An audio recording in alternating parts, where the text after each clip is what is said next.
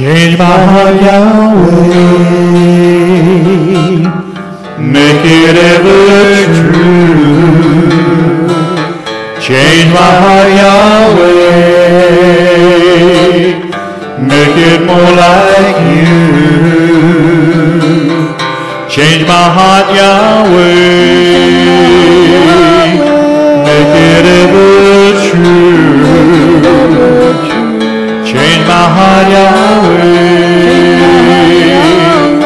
make it more like you. You are the Father, I am yours.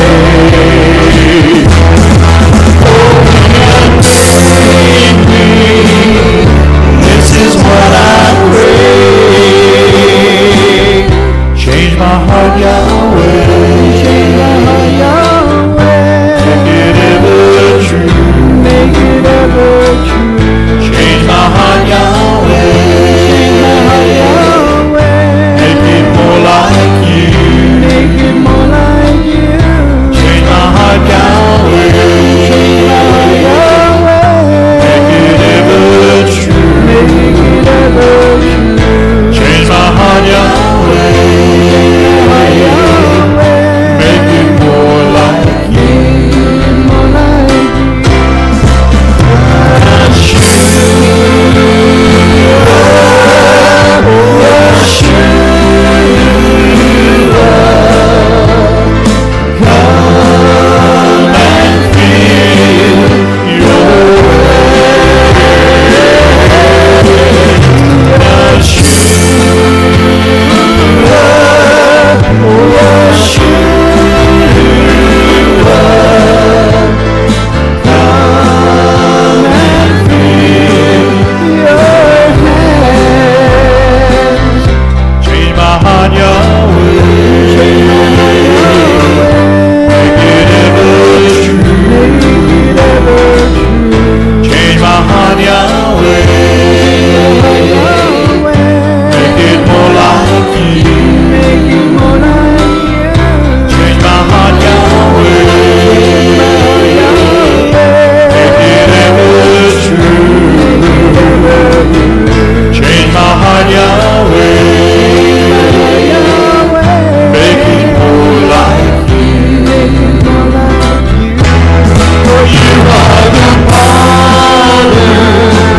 Come and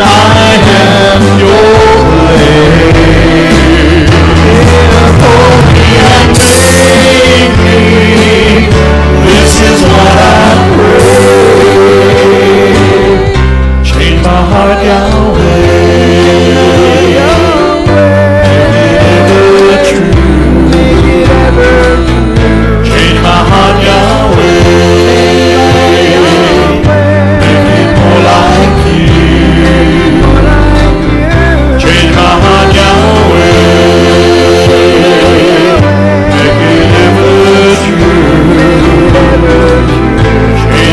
your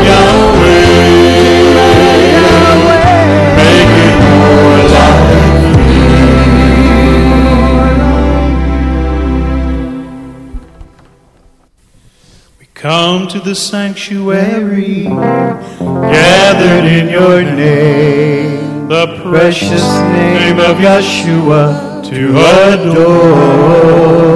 And we pray the gift we bring and the songs that we sing are acceptable to thee, Yahweh. Come to worship you, Father. Holy, holy, thou art worthy, thou art Yah. We come to worship you, Father. Holy, holy, thou art worthy, thou art Yah. You've asked us to lift up holy hands and praises to your name. Rejoicing we have favored, your presence is near. And we know if we obey and we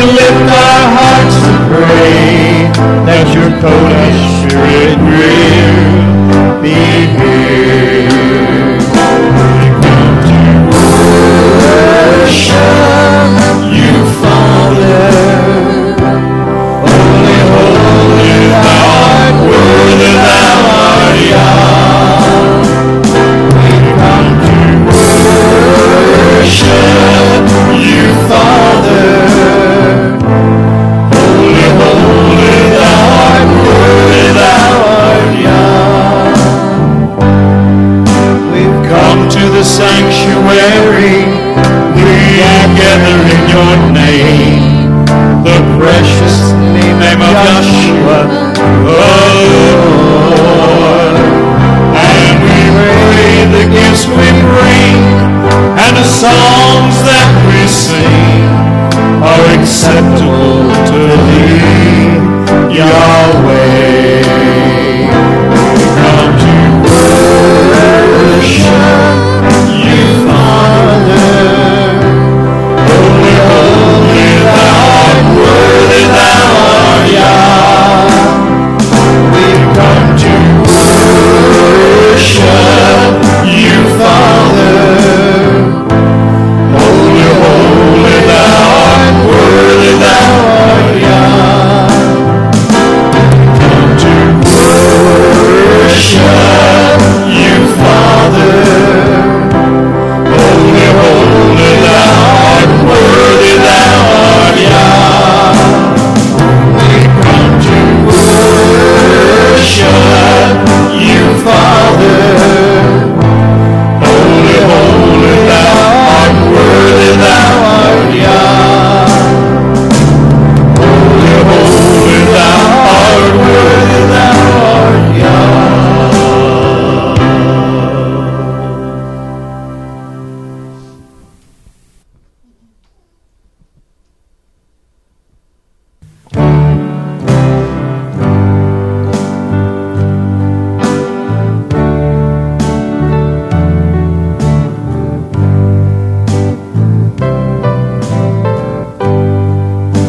Yah, prepare me to be a sanctuary,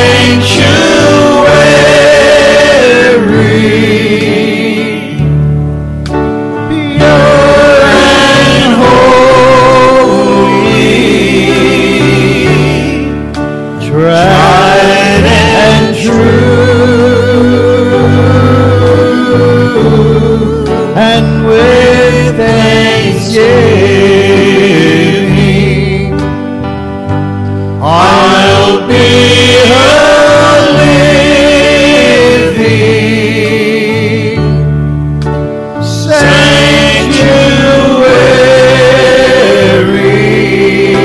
sanctuary for you.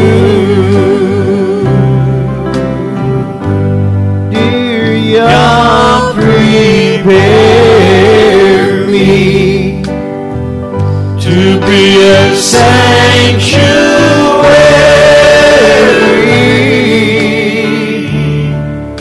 pure and holy, tried and true, and with thanksgiving I'll be a living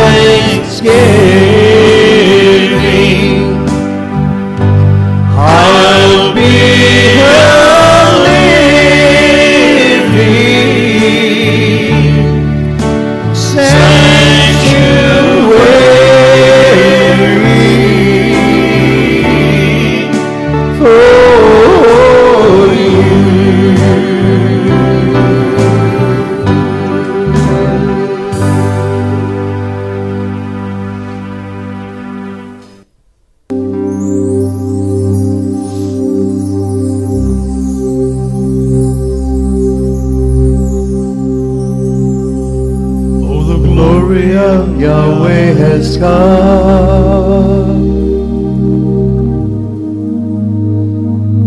His Spirit filling everyone.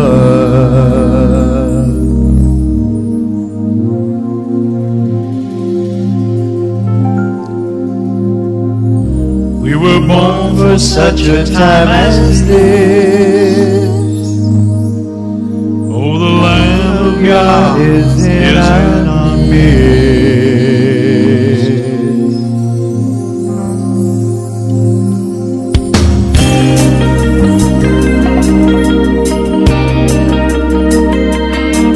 Oh, the glory of Yahweh has come. His Spirit filling everyone.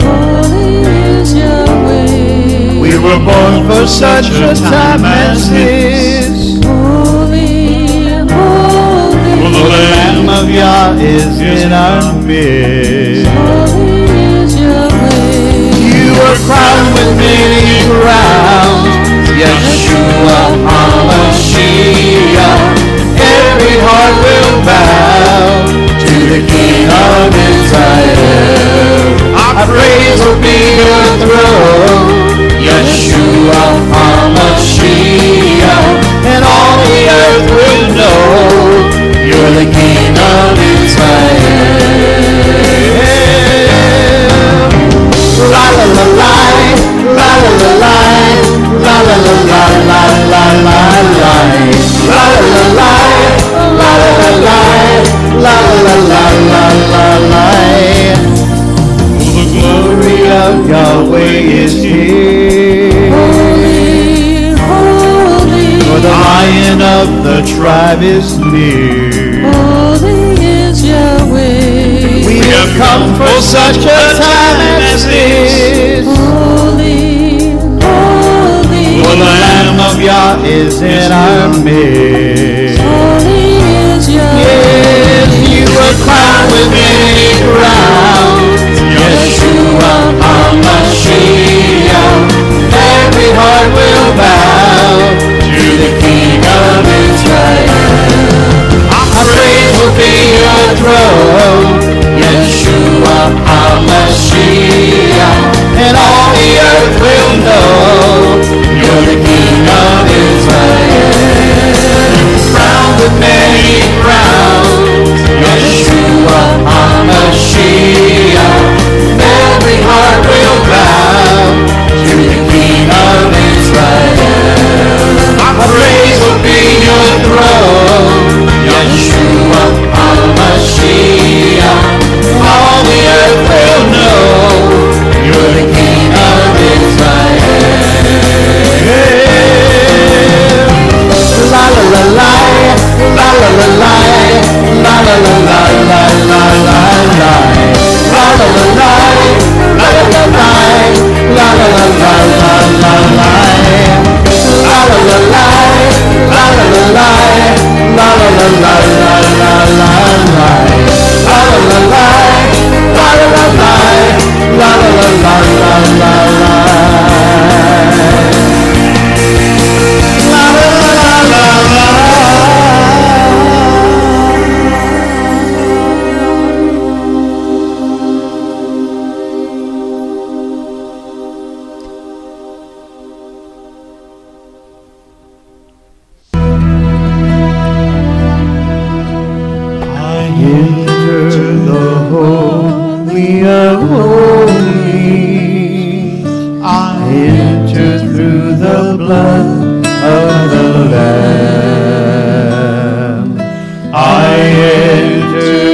Worship you only. I enter to honor. I am. I worship you. Yes, I worship you. I worship you. Yes, I worship you. For your name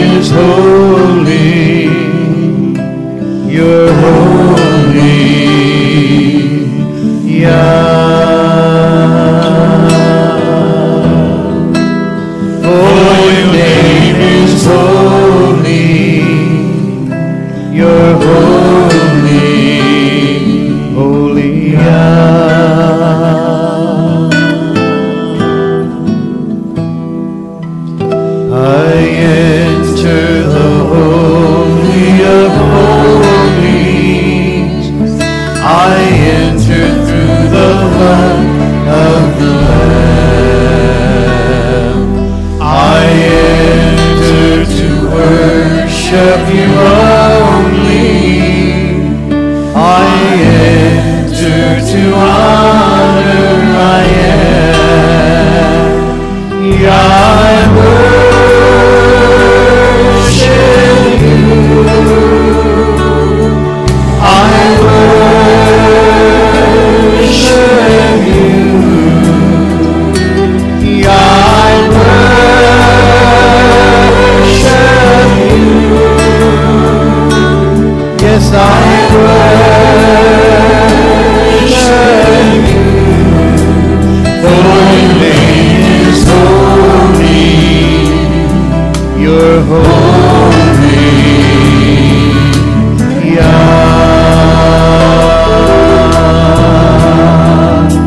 For your name is holy. You're so holy. Holy.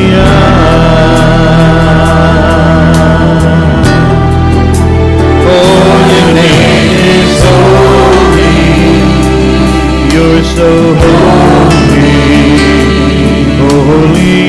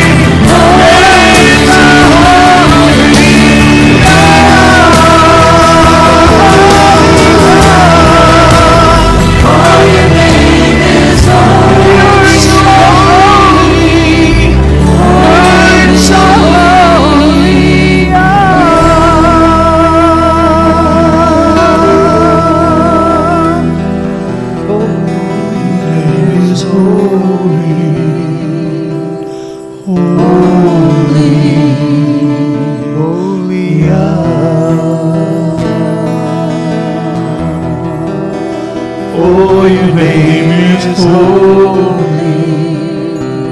It's so holy. Holy.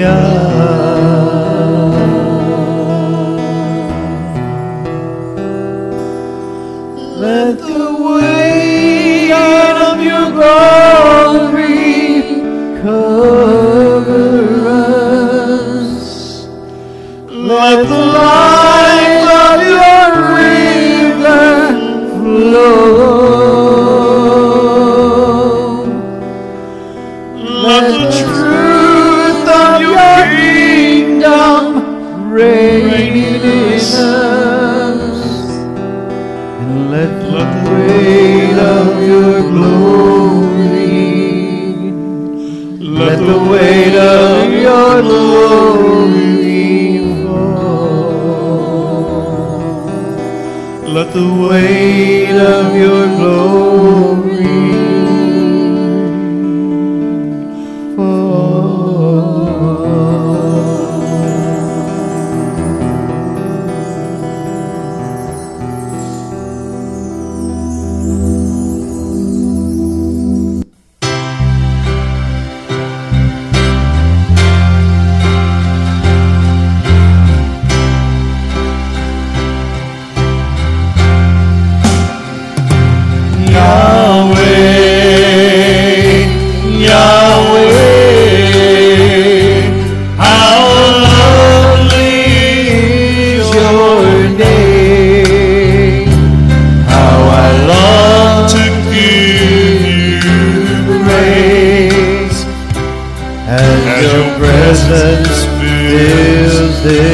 place.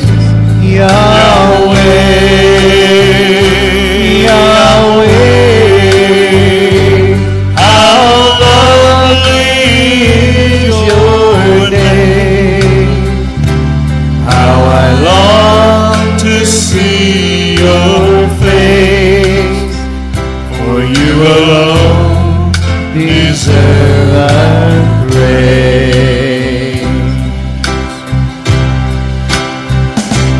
You are worthy,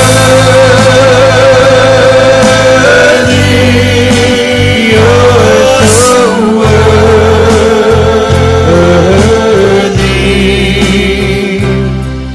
You're worthy to receive all our praise. Yes, you're worthy. You're so worthy.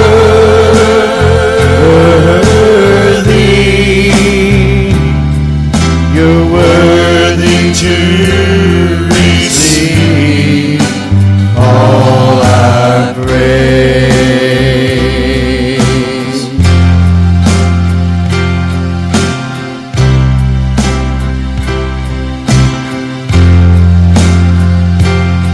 Yahweh, Yahweh, how lovely is your name. How I long to give you praise as your spirit fills this place. Yahweh, Yahweh, how lovely is your name. How I long to see your face, for you alone deserve our praise.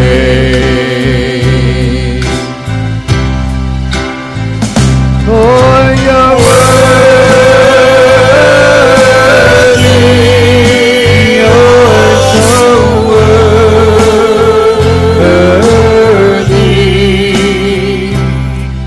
You're worthy to receive all our praise.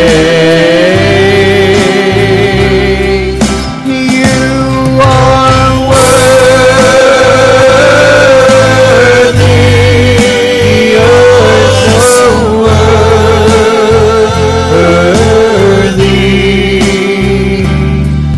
You're worthy to receive all our praise.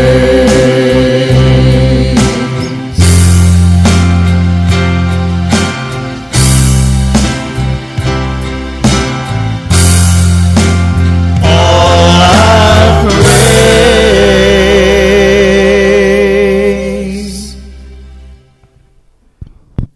Amen.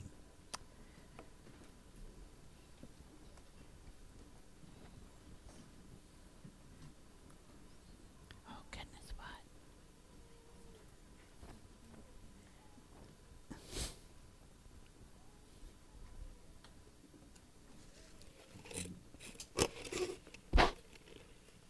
Well, get your scriptures out, because we're going to start studying.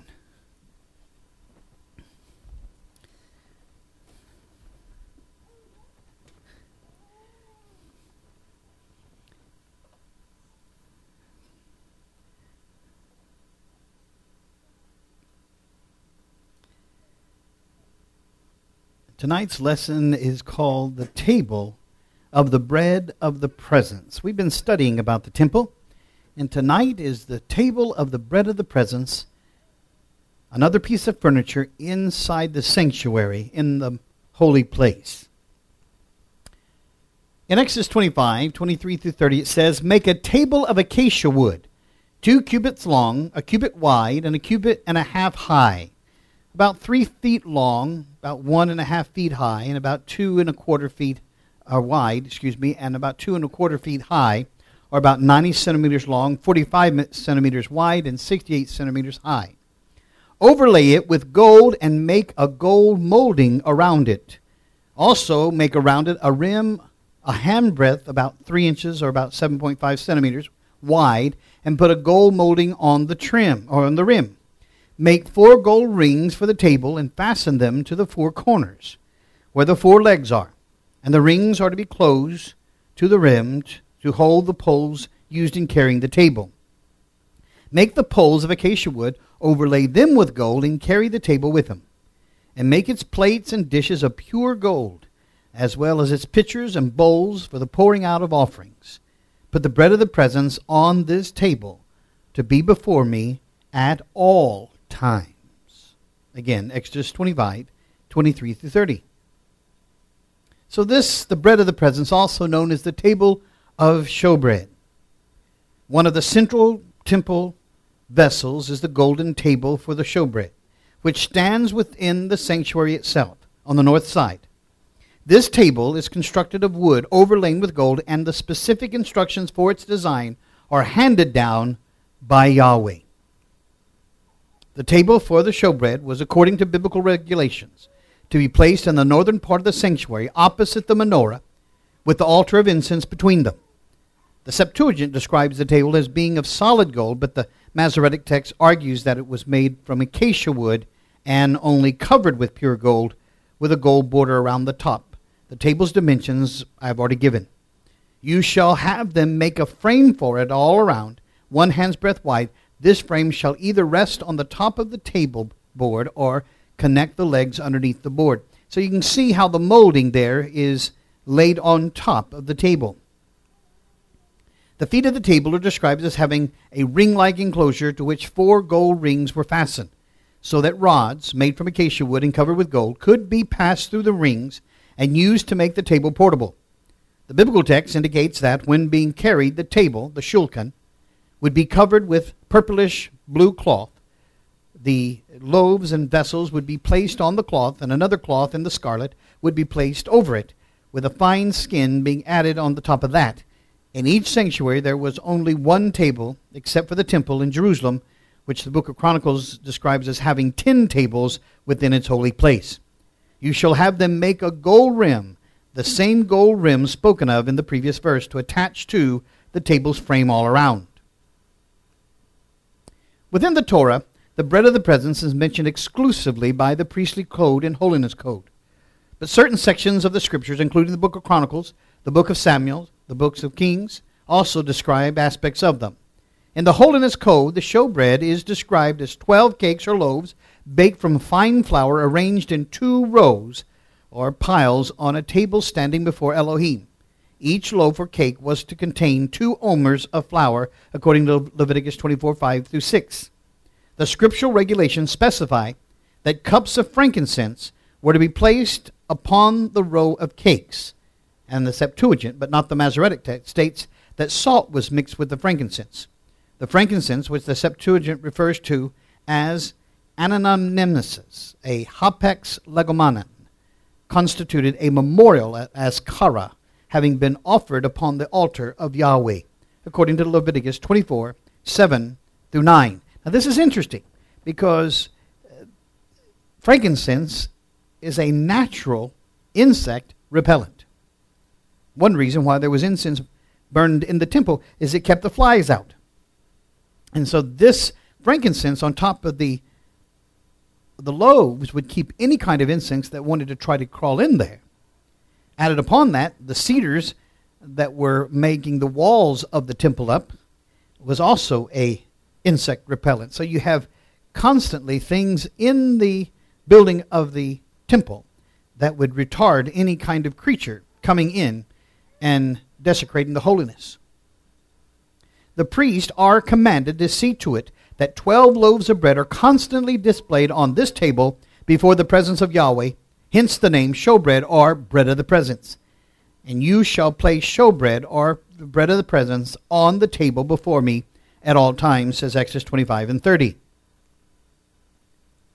In Leviticus we see, and you shall take the fine flour and bake it into 12 loaves. Each loaf shall be made from 2/10 of an ephah of flour, And you shall place them in 2 stacks, 6 in each stack, upon the pure table before Yahweh. And you shall place pure frankincense alongside each stack, and it shall be a reminder for the bread, a fire offering to Yahweh. Each and every Sabbath day he shall set it up before Yahweh to be there continuously from the children of Israel in the eternal covenant. Now this is important because that means each loaf represents one of the tribes. And it shall belong to Aharon and his sons, and they shall eat it, where? In a holy place. For it is holy of holies for him, among fire offerings of Yahweh, an eternal statute. Leviticus 24, 5 through 9. According to the book of the Chronicles, the Kohathite clan had charge of baking and setting in order of the bread, in 1 Chronicles 9:32, suggesting that there were secret extra requirements in preparing the bread, known only to the Kohathites. Since leaven products were prohibited from the altar in Leviticus 2:11, and the cakes or the loaves are not described as being offered upon it, it is possible that the showbread was leavened. That's a possibility, but I don't believe so. However, as they were carried into the inner part of the sanctuary, it is highly probable that they were unleavened. During the era that the first and second holy temple was standing, 12 loaves of lechem panim. Now, pei is mouth. Pei can be all of the head. Panim, im is masculine plural. Lechem is bread. So it literally means the breads of the face, or the presence. So the bread of the presence was baked on the premises in the southeastern corner of the Beit HaMoked, or the house of the hearth, located inside the inner temple courtyard once every week. Simultaneously, the previous week's 12 loaves were removed and taken back to the Beit HaMoked, where they were eaten, still fresh, by the priests. Differences of opinion over how the bread was baked and how its unique shape was achieved have existed until this day, but now the recipe has been rediscovered, enabling the bread to be baked once again in accordance with the Torah commandments and the descriptions of the bread's special attributes, which appear in the ancient literature of the sages of Israel. The second largest building in the Azara, or the inner temple courtyard, was the Beit HaMoked, the house of the hearth. This dome-covered structure was the sleeping quarters for the priest who performed the services. It was half inside the Azara and half outside. It had 4 rooms connected with the structure, 1 room on each corner. And there they would make the bread, and there they would eat the bread. If you wondered where they were eating the holy meals, it was in this chamber. The hearth itself served as a dormitory. The walls were lined with great stone steps. The priest on baking duty slept on these steps, while the others waiting to serve slept in the sleeping quarters built into the wall like cubicles or coops. On Shabbat, the freshly baked loaves were brought by the priest into the holy sanctuary of the temple, where they were placed upon the golden table of the bread of the presence. New loaves of showbread are to be baked every Friday and placed on the table on the Sabbath. Kind of reminds you of your challah, doesn't it? Where they will remain until the following Sabbath, when they will be replaced by newly baked sets of loaves. In this fashion you shall have them place showbread on the table, such that it will remain before me at all times. After the loaves have been replaced, 2 spoonfuls of frankincense are to be burned on the copper altar, and the old loaves, miraculously still fresh, are to be eaten by the priests. In the middle of the room was a tile, 1 cubit by 1 cubit. It could be raised by lifting a hoop set into it. Underneath was a chain to which were attached the keys to the gates of the temple. Now let me ask you, why would the keys be in the house of the hearth?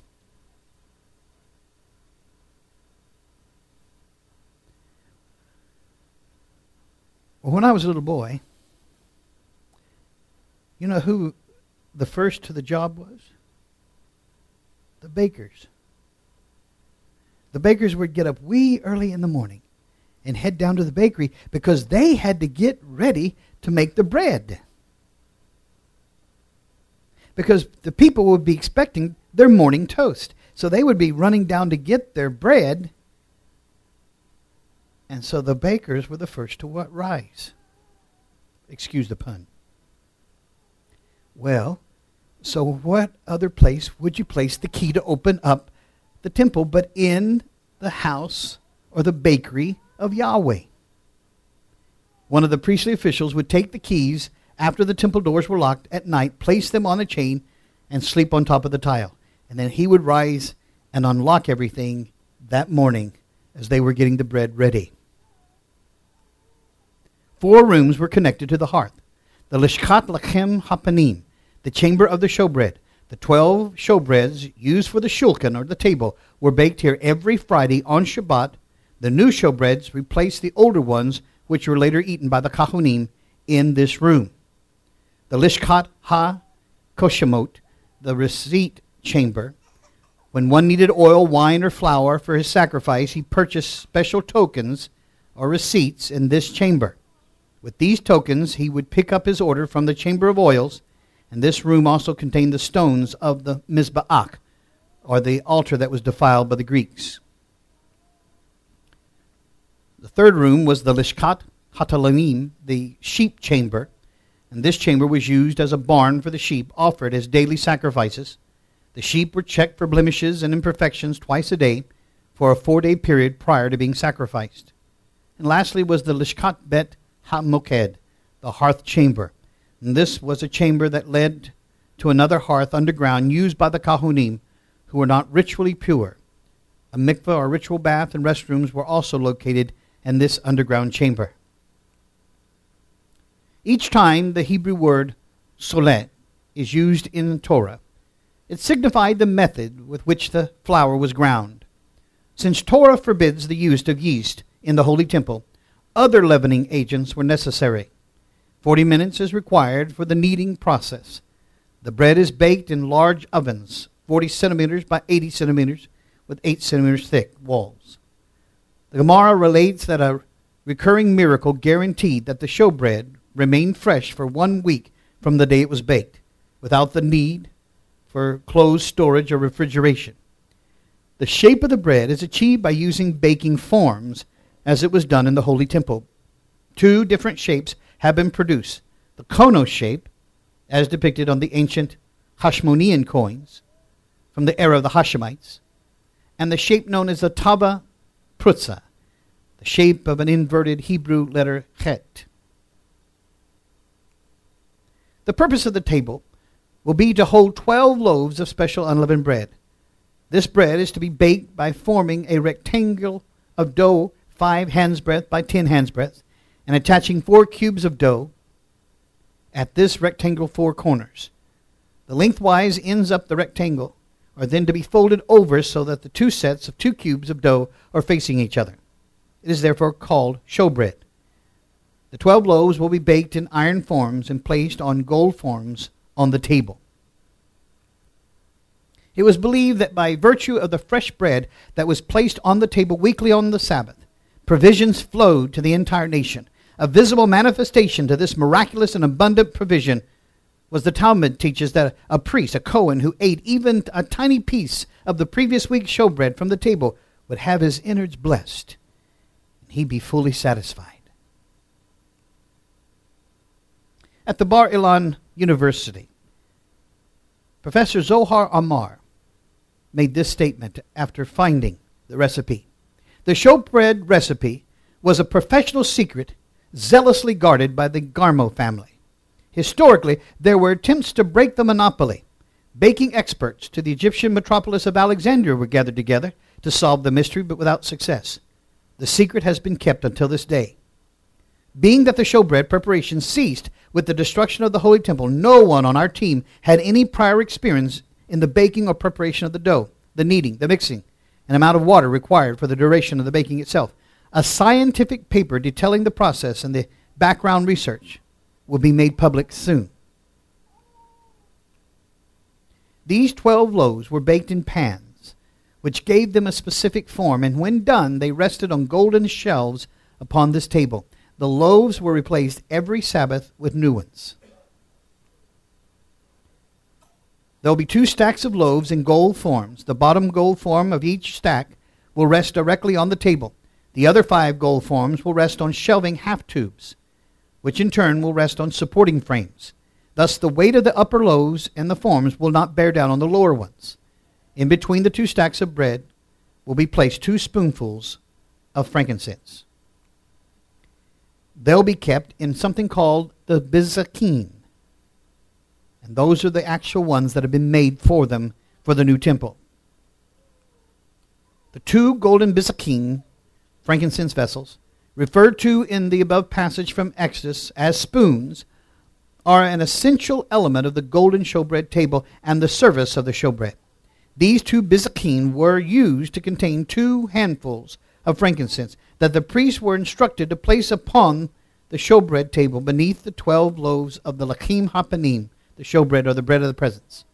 The 12 loaves were replaced every Shabbat, and the loaves that were removed were eaten by the outgoing shift of priests in the chamber of the hearth, located along the temple courtyard. New loaves were set in their place simultaneously, and with them the 2 bizakim of fresh frankincense. Our sages tell us that the showbread, or the bread of the presence, never grew stale, that it remained hot and fresh, and that even a morsel of the bread was filling and satisfying the priests that ate it. The Temple Institute has just completed the creation of 2 new golden bizakim, or frankincense vessels. Each vessel, made of 150 grams of 14-karat gold, is the result of intensive research, planning, and painstaking craftsmanship. The bizakim, like all the vessels created by the Temple Institute, are made in strict accordance to the word of the Torah, as it has been handed down from generation to generation since its revelation on Mount Sinai. The bizakim, like all the vessels created by the Temple Institute, are intended for use in the divine service of the Holy Temple. May we merit to rebuild it soon. The 2 bizakim were made from gold generously donated by individuals around the world who seek to play a part in the rebuilding of the Holy Temple in Jerusalem. Yahweh spoke to Moses, saying, "Speak to the children of Israel and have them take for me an offering from every person whose heart inspires them to generosity. You shall take my offering." Exodus 25, 1 and 2. It is said that bread is the staff of life and represents man's physical sustenance. And this is certainly so, and it is important that Yahweh's blessing for goodness and bounty be found in the bread which we partake of. For without His magnificent blessing, all of man's efforts would neither satisfy nor satiate. Thus we endeavor to fulfill His will throughout every aspect of our endeavors, and in so doing we earn His favor and blessing.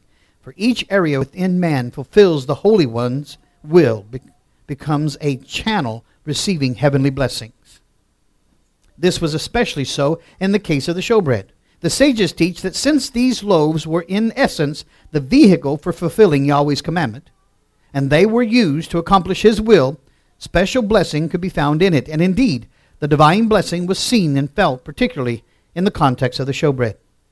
The Talmud describes that a miracle took place every week. When the priests came to replace the breads with new loaves every Sabbath, they found that those of the previous week remained fresh and hot upon the table, like the moment they were baked. This miracle was seen as a clear confirmation that the divine presence indeed rested in this holy place. In this light, we find the sages' comment that when the Holy Temple stood, every facet of human existence was similarly blessed by a corresponding aspect of the divine service. The produce of the fields were blessed on account of the showbread and the Omer offering. The yearly rainfall on account of the water libation during the holiday of Sukkot. Clothing kept one warm in the merit of the priestly garments. And the economy prospered because of the daily sacrifices. In Solomon's temple, 10 magnificent tables were spread, asking for a tenfold blessing on the nation of Israel. But when the temple was destroyed, all these benefits were discontinued, as recorded by the prophet Haggai. You have sown much and bring in little. You eat, but you are not satisfied. You drink, but you are not filled with drink. You clothe yourself, but no one is warm. And he that earns wages earns them to put them in a bag with holes, says Haggai 1:6.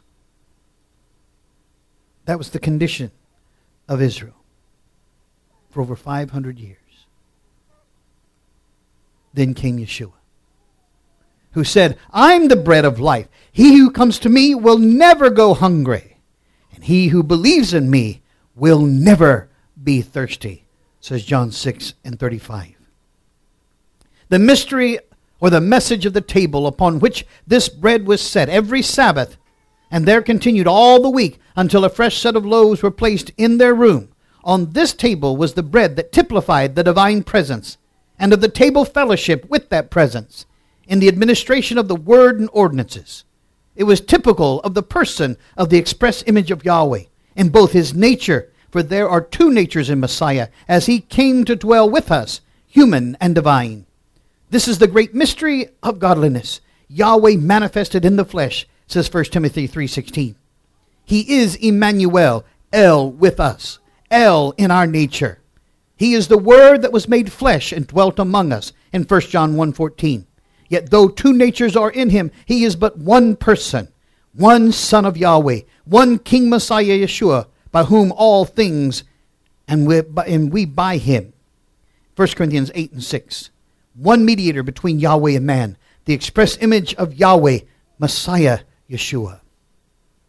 We eat from this bread of life, which is literally eating from the tree of life. We need to stop eating from the tree of death and begin to eat from the tree of life. Yahweh Almighty commanded the man, saying, of every tree of the garden you may freely eat, but of the tree of the knowledge of good and evil you shall not eat of it. For in the day that you eat of it, you will surely die. Genesis 2:16-17. But to him who overcomes, I will give to eat of the tree of life, which is in the midst of the paradise of Yahweh. The human nature of Messiah may be signified by the wood of which the table was made, and his divine nature by the gold it was overlaid with. For this table of the bread of the presence was made of acacia wood, and that overlaid with fine gold. The wood may denote the human nature of Messiah, that wood being excellent and incorruptible. Excellent. It has its ranks among the most excellent trees in those parts, with the cedar, the myrtle, the fir, and the pine trees. They're mentioned in Isaiah 41:19. Messiah is excellent as the cedars, says the Song of Songs in 5:15, and more excellent than they. He is the chiefest among 10,000, the choicest of them, chosen out from among the people.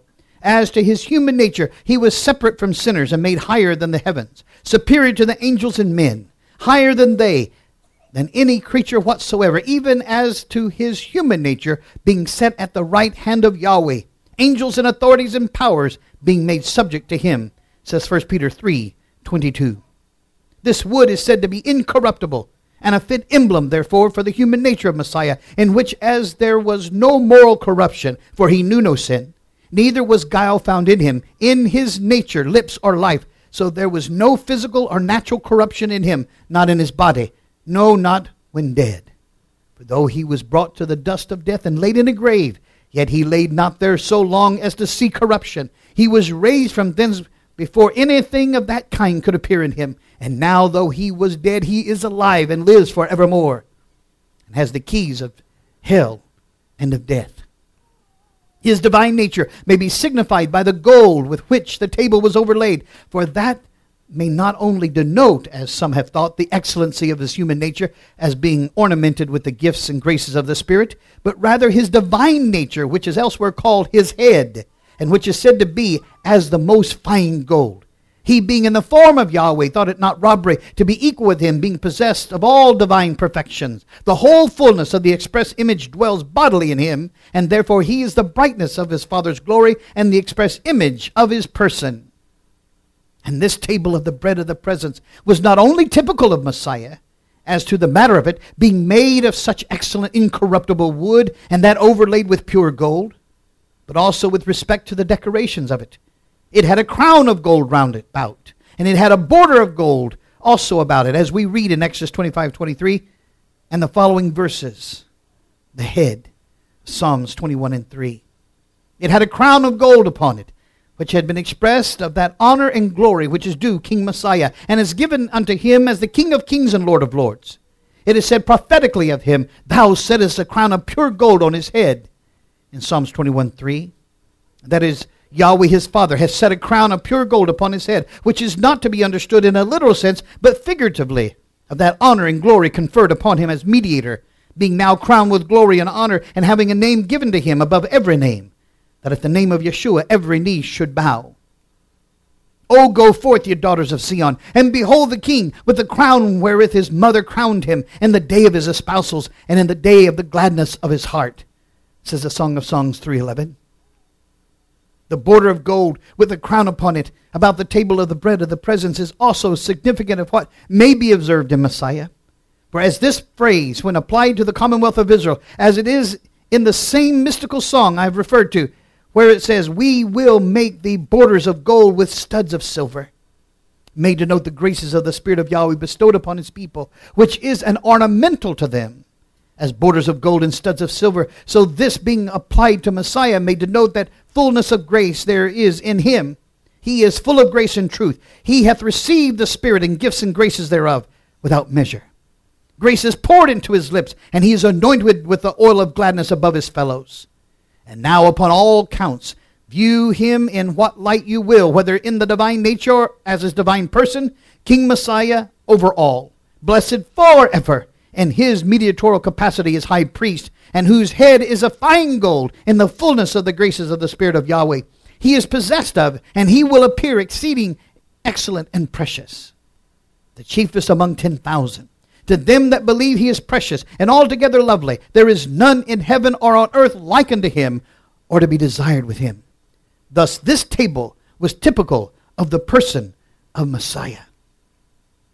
It may be also considered as typical of the table fellowship with him, a table among men in an emblem of communion and fellowship. Here men sit, eat, drink, and converse together, and this table of the presence is an emblem of the saints in fellowship with Messiah, in the present state more especially.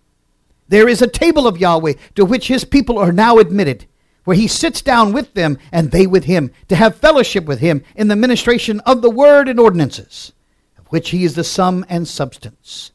Just like Moses, just like Aharon and his sons that went up on the mountain, they ate and drank with the express image of Yahweh.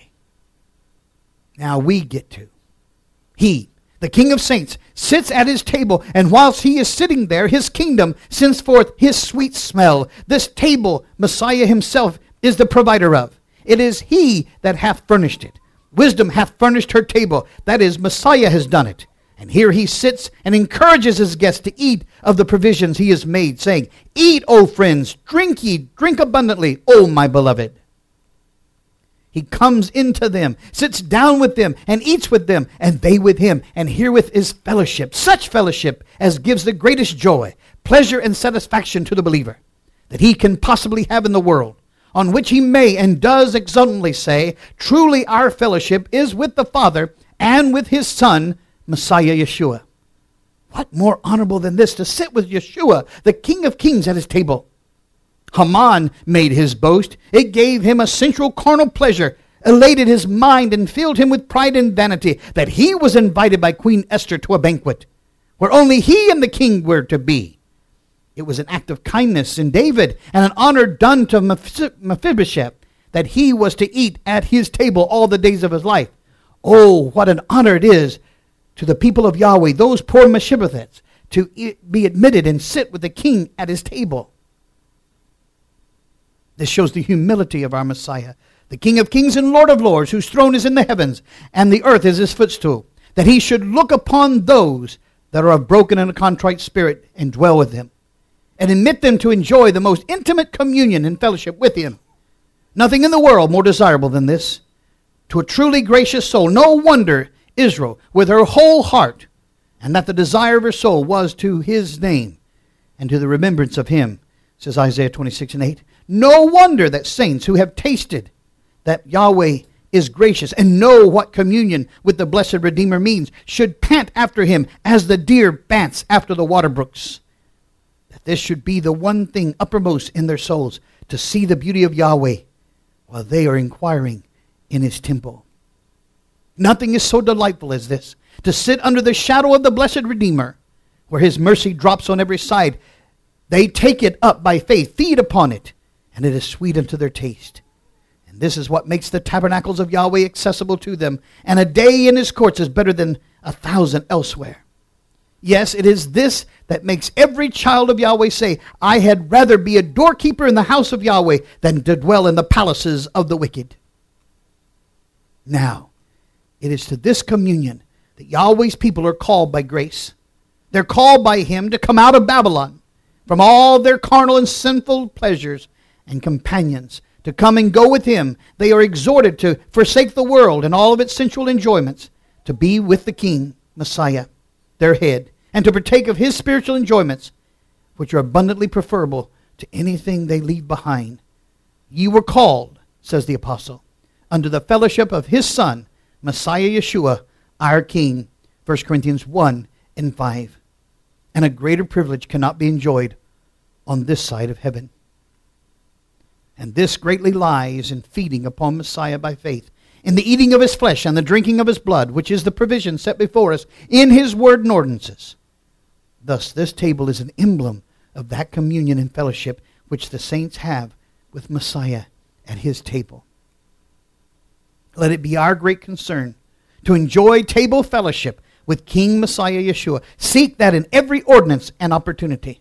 In hearing the word and attaining upon ordinances, let this be the main and the principal thing you do.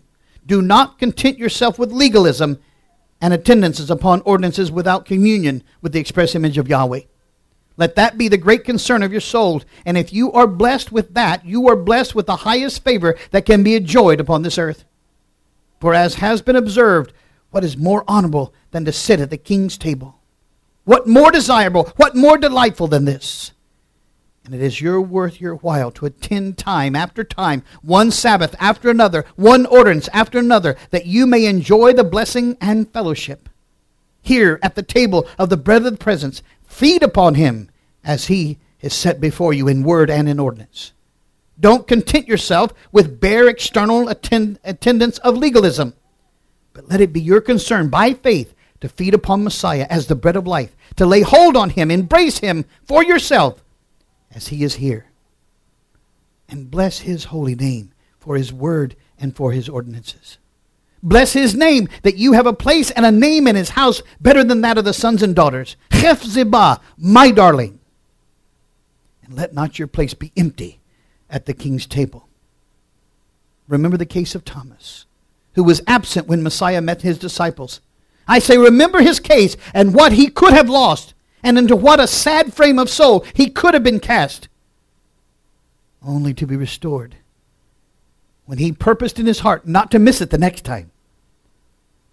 And he saw Yeshua the next time he appeared and was able to touch his side and verify that he could be at the King's table and fellowship with Him. That's my message.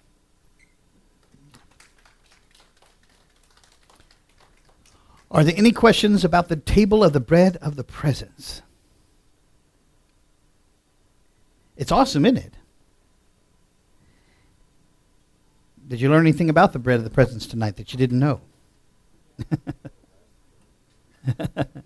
Well, it's so awesome as I was studying this that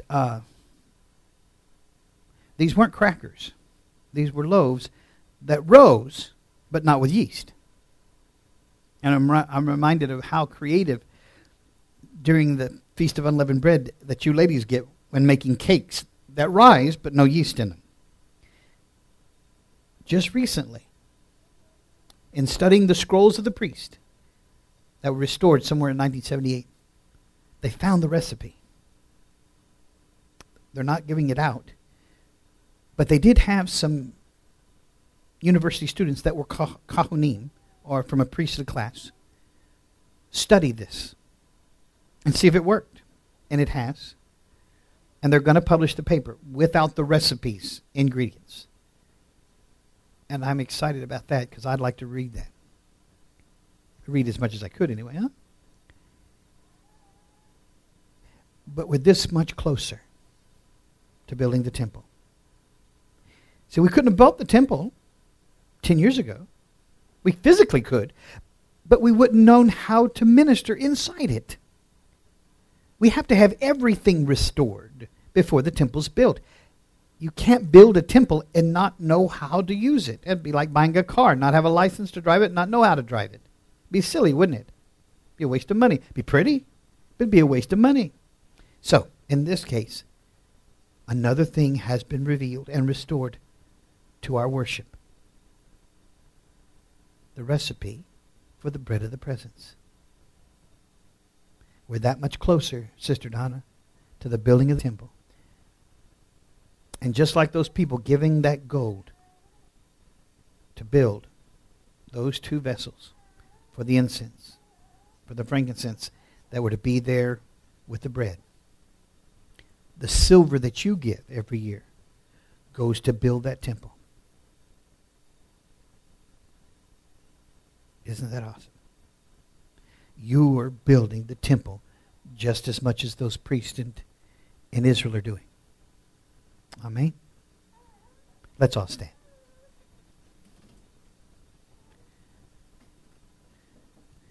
Thank you, Brother Joe, for being faithful back there at the internet, and Sister Donna at the camera. Brother Joe, would you dismiss us with a mighty word of prayer?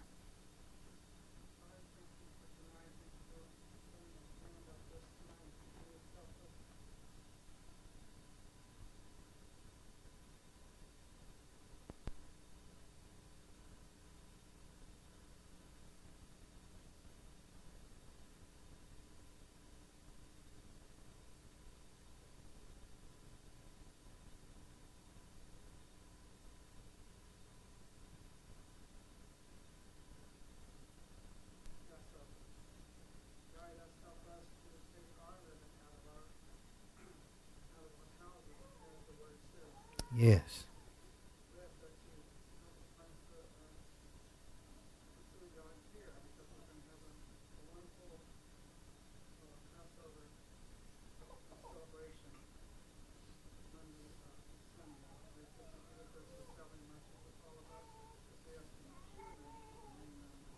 Amen. And the whole meaning of Passover is, as we saw tonight, table fellowship with Messiah. Amen. Don't miss this Sabbath, because I will be beginning the chronology of the crucifixion. So don't miss it. The first half of the message is going to be this Sabbath, chronology of the crucifixion, a day-by-day recounting of what our Messiah has done for us. Amen.